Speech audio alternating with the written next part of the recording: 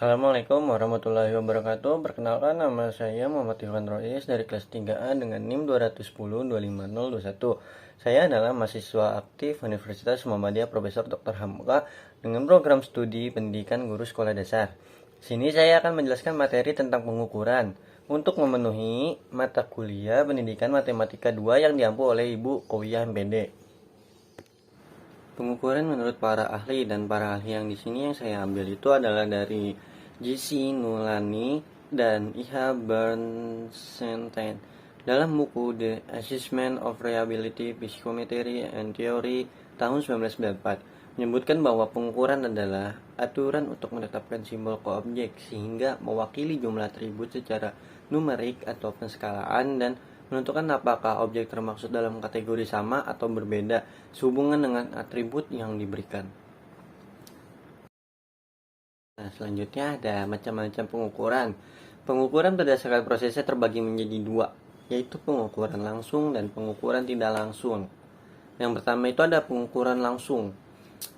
Pengukuran langsung itu dilansir dari study.com. Pengukuran langsung adalah jenis pengukuran yang secara eksplisit mengambil karakteristik objek yang ingin diukur tanpa perlu memprosesnya terlebih dahulu.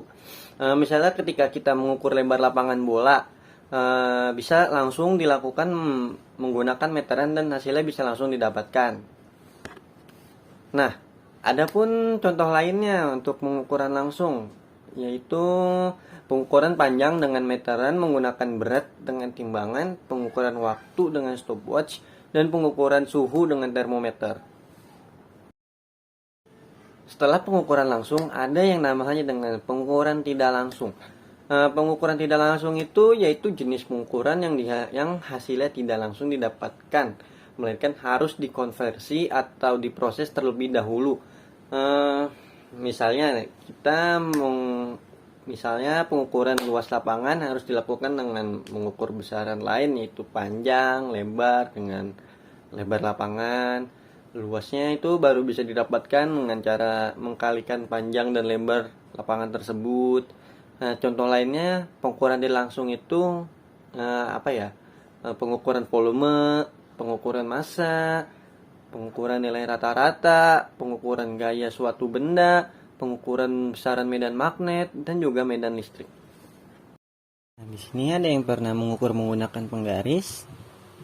Satuan panjang yang digunakan dalam penggaris itu pada umumnya adalah sentimeter.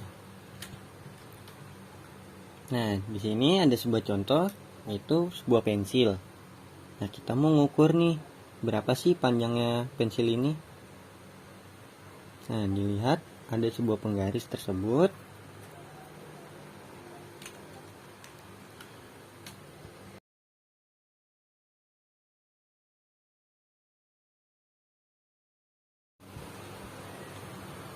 Itu dari panjangnya dari itu 0. Kemudian dari titik terakhir yang dekat penghapus itu 10. Nah, jadi berapa sih panjang pensil tersebut?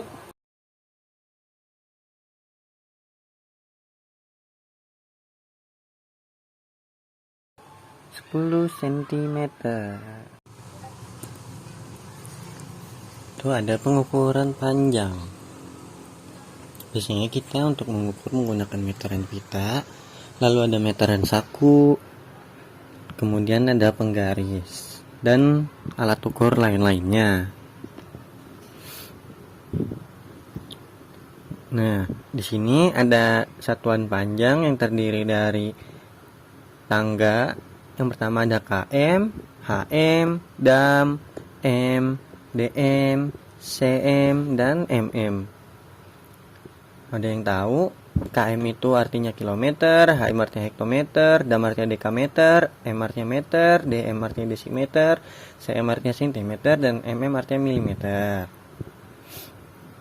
Kemudian jika ada dari tangga nada dari sentimeter ke meter, nah atau naik dari bawah ke atas, itu maka dibagi 10 nilainya.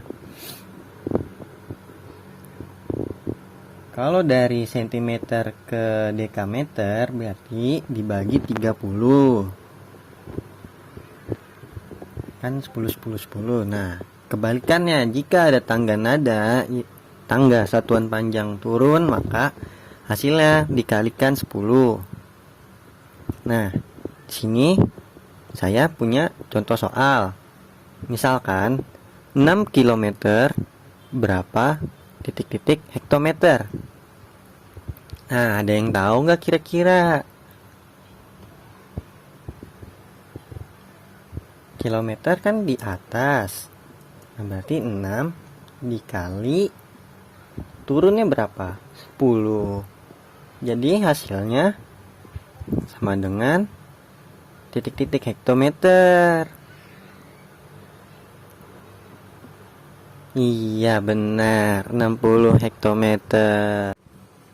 Nah, di sini saya punya contoh soal lagi. 3 meter titik-titik berapa sentimeter? Apa ada yang tahu? Nah, di sini dari meter ke sentimeter itu turun 2 tangga. Yang berarti 3 dikali 2 tangga, 10 kali 10 berapa? 100. Nah, coba dihitung 300 cm. Nah, lagi 200 meter titik-titik berapa hektometer? Dilihat dari M ke hektometer itu naik 2 tangga. Nah, tinggal dimasukin 200 dibagi naik 2 tangga berapa anak-anak? 100. Nah, cara menghitungnya mudah, yaitu dengan 0-0-nya dicoret kan sama-sama 0. Nah, jadi sisa 2 dibagi 1 sama dengan 2 hektometer. Nggak tahu, tanya yang mau tanya saya.